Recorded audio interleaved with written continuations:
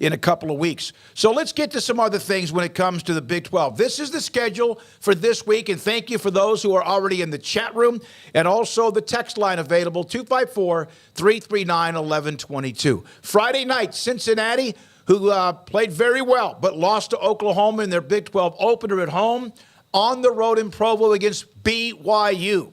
Also, the rest of the schedule. How about this as one of the bangers? Top 25 and top 25, and one that's got a little history lately. Kansas on the road against Texas. Houston at Texas Tech. Houston got a win this weekend. And then Baylor at UCF in the bounce house. Paul will be down there for some coverage on Thursday, Friday, and Saturday. Iowa State in Norman against Oklahoma, who took care of business against Cincinnati. And then West Virginia at TCU, which is a very, very interesting game, with West Virginia winning the game against Tech, but TCU seems to get a little bit of that momentum back with what they did to SMU. Here are some thoughts from coaches and others on the week in the Big 12. From Lance Leipold from Kansas, when he was asked about the 2021 win at Texas, he quickly said, "Old news. I hope it's the last time I have to answer that question this week. I do. I want to focus on our team now and where we are going." Kansas was really good against BYU. Kansas looks like they're good. Do they have enough to sustain it? I think they have a lot more than they did last year when they ran out of gas and also had Daniels get hurt. KU and Texas and Austin ought to be a fun game, and also could be an entertaining game too. Yeah, I think so. It'll be interesting to see what happens with both these teams have expectations now all of a sudden, how different that makes it.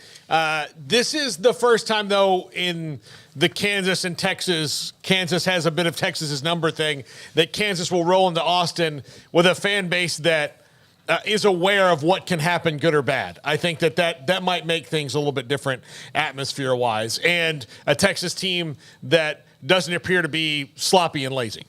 Yeah, I'm sure we'll unpack Texas and Baylor a bit more, but you can't help but just in general be very impressed with UT and just the amount of weapons they have, and just their ability on both sides of the ball to, make huge plays, and that's going to be a challenge for Kansas. But to the Jayhawks' credit, a really nice win over BYU. I think they're one of the only challengers that's kind of standing in the way of Texas right now. I mean, Oklahoma will be coming up, but KU here, Oklahoma after that, and they got a couple games following that as well, but we're almost at the halfway point now. Like, you look up and they're 4-0, and it's like, who's going to step up and challenge them? Because Baylor gave them no challenge on Saturday night, like 0, 1 quarter, if that.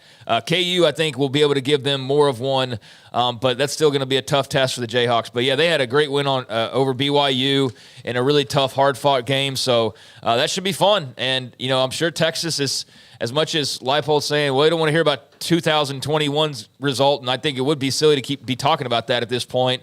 But I'm sure the Texas guys who have been on that team for a couple years are like, yeah, we're sick of hearing about the Kansas jokes, and we'd love to go out there and punch them in the mouth. And, hey, doesn't hurt that they're, getting some love as well. So that's going to be a fun game. And, I don't know how close it'll be in the end, but hopefully Kansas gives them a run for their money. West Virginia, remember a lot of media had them picked dead last.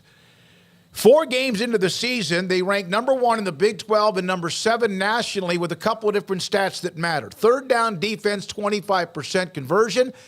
16 third down stops by West Virginia against Texas Tech, the most by a Mountaineers defense since 2011, in a win against Pittsburgh.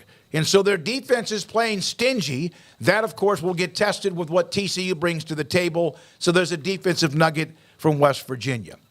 Good for the Mountaineers. Really good win for them against Texas Tech. That was a brutal loss for Tech, but it was a really good win for Neal Brown. And he said they weren't going to finish last in the Big 12. The way it's trajectory-wise right now, they won't finish last in the Big 12. I think Baylor, Houston, maybe a couple of others could have a say in that. Of course, West Virginia could always slide, but with that defense playing the way that it is, that's going to keep them in some games. Now, the offense is going to have to muster a lot more than they have at times. You're not going to be able to throw for less than 100 yards and win a lot of football games no matter how good your unless you're turning into Iowa. Maybe you're turning into Iowa or something, but I don't think that's the plan. So you're going to have to get more out of that passing game and just the offense in general. But, yeah, their defense is playing really well, and that was big for them to turn around. They're 3-1 out of that first month, for as much as was made about that, and the only loss was to a top team in Penn State.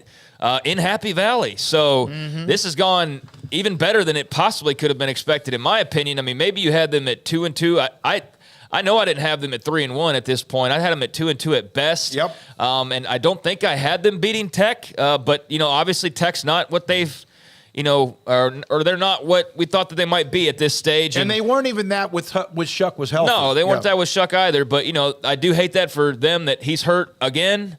You wonder what kind of decisions are in his future, just because this isn't just like this is like 3 years in a row where he's had to deal with something along these lines. So that hurt. But that's not why West Virginia won by any means, to your point. And just a brutal start, on the other hand, for Texas Tech. I'm happy for them. I mean, that they've come I through. really because appreciate the way Neal Brown handled that on media day. He was pissed off. Look, anybody was probably saying 1-3 for the first week would have been what they thought, based on how this team was looking. It felt very moribund and all the things that were going on. But man, I mean, to be 3-1, and again, getting punched in the face by Penn State is something that most of the people on Penn State's schedule are going to do. So you're not exactly in exclusive company there, and you've adjusted to strife too. Not just, they're not 3-1 and everything's gone perfect for them. They've lost their quarterback. They haven't. Craig said it. Their offense is kind of blah, but their defense has really gutted out and stepped up. And Texas Tech didn't look at anything like you would. If you would have said Texas Tech on a bad day, I wouldn't even have picked that for Texas Tech on a bad day. That was really bad. They didn't have much to get. I guess you could say, speaking of juice, they did not have much of themselves. The AP top 20.